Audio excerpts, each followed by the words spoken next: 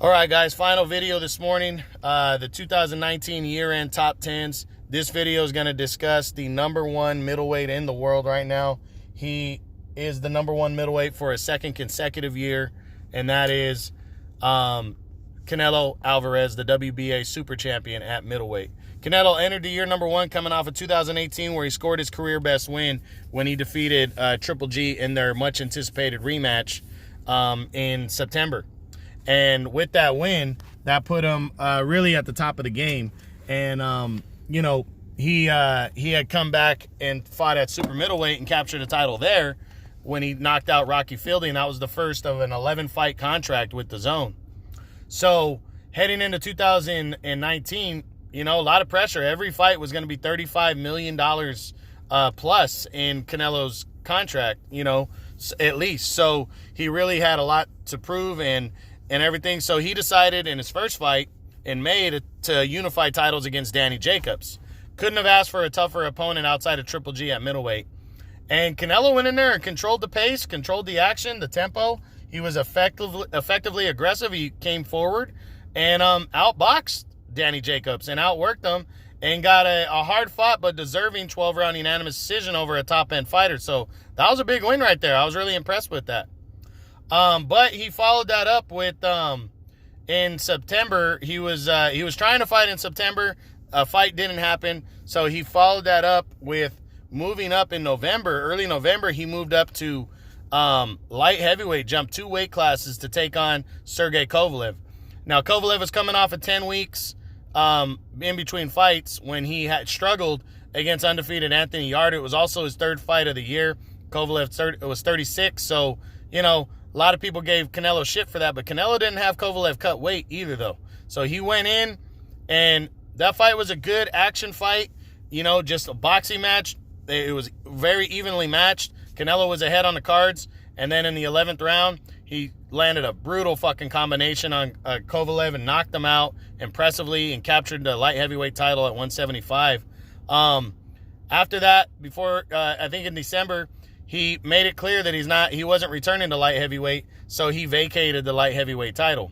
Canelo's hinted around about moving back to middleweight. He's still the middleweight champion. He fought there back in May. So his next, heading into 2020, Canelo's 29, so he's in his prime.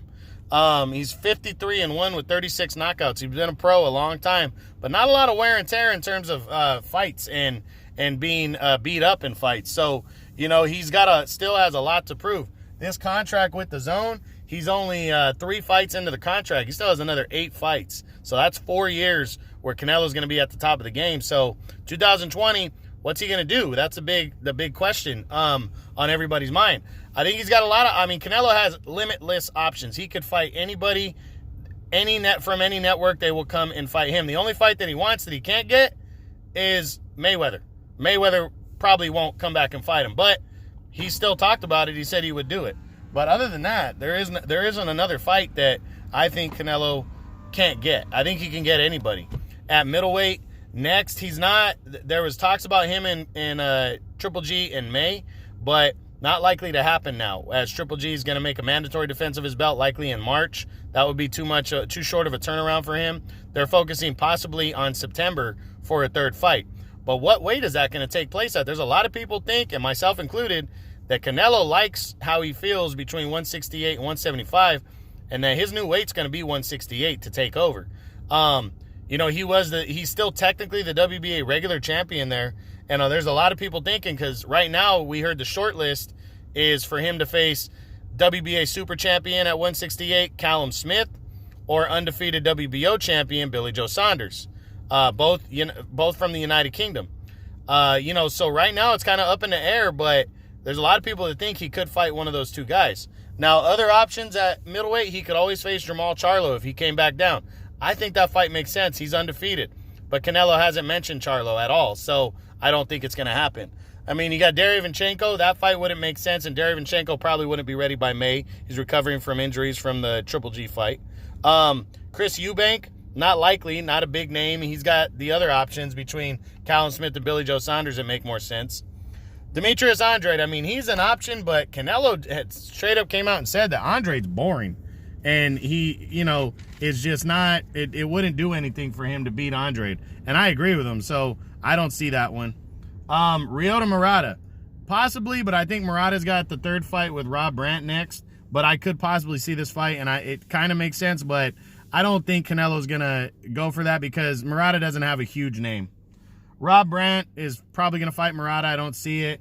Jaime Munguia, I think it's too soon for that fight, but I wouldn't be surprised if Canelo can't get, if it doesn't make sense to move up to 168, I wouldn't be surprised if in May, especially if Jaime Munguia looks really good this Saturday against Gary O'Sullivan, I wouldn't be surprised if Canelo signed on to face Munguia in May, but I don't think that's going to happen, but it could. And then that's pretty much it at 160, but super middleweight, sky's the limit. I mean, he can fight whoever he wants. The top three guys, Danny Jacobs up there, he's not going to fight Jacobs again, especially at the more natural weight for Jacobs, which is 168. But I think the Callum Smith, Billy Joe Saunders fights are likely going to be the direction. He's going to fight one of those two guys. To be honest, I'd rather see him fight Callum Smith, but Billy Joe, neither one of those guys look good in their last fight, and they look hittable, they look beatable, and I think Canelo's going to sign on for one of them. It's just, who's he leaning towards? Billy Joe's the southpaw. I think he's leaning towards Callum Smith because Callum Smith is orthodox fighter. Billy Joe's, though, is a southpaw. He's a slick southpaw fighter, so, it's hard to look good against those kind of guys. And Callum Smith is tall and lengthy and can box. So which fight makes more sense? I think Callum Smith makes more sense because right now he's number one at 168. After knocking out George Groves in the World Boxing Super Series tournament a year and a half ago. So, or not a year and a half, 15 months ago in 2018. So, hopefully Canelo gets the opportunity and, gives the opportunity to one of those two guys, in my opinion, or he gives a big opportunity against somebody at middleweight that makes sense, like a Charlo. I don't think the Triple G fight happens, but Canelo's in line to have a huge year. I think if he wants his 2-fight year, should be winning another title at 168, and then defending that title against Triple G should be his goal, and taking over that division. So we'll see what happens. All right, guys, now we're going to discuss the state of the 160-pound middleweight division. And right now, to be honest, this division's about to lose its biggest star, in my opinion. I think Canelo's going to move to 168, and I don't think he's going to look back to 160. I just don't see it happening. Triple G, he'll get Triple G to move up to 168 if they were to fight a third time. And there's just better options up there. Outside of Jaime Munguia, there's better options. And Munguia probably could make 168 at some point. He's a big guy. So I think Canelo is looking at the fights with Callum Smith, Billy Joe Saunders, Triple G. There's other good fighters on the rise at 168 that make sense. So I think Canelo, at least for the time being, is setting his sights on 168, and I think he's going to take over that division. And then once Triple G moves up and is considered a super middleweight, he's going to leave the division. So I think 160 is going to hurt in 2020 because it's going to lose its two biggest stars. But, it's got Jaime Munguia to hopefully fill in that void. It's got Jamal Charlo. It's got some guys that are still very credible, still good, but are they going to follow up the big dogs? How's this division going to look at the end of the year?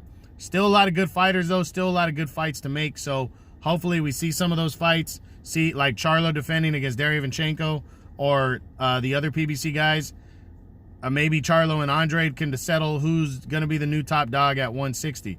Got to wait and see. But this division, it could still stay strong, or it could kind of fold over a little bit and have a rebirth towards the end of the year, and start over. But we just got to wait and see what Canelo decides to do. But again, there's still good-ass fights to make at 160.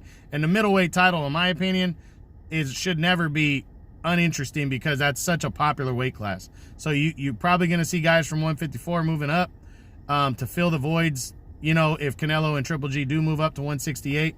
Just got to wait to see what happens. All right, guys, that was the 2019 year-end top 10 featuring the #1 middleweight in the world, WBA super champion, and pound-for-pound king now, in my opinion, Canelo Alvarez. Hope you enjoyed it. True Boxing, you've been hit with the truth.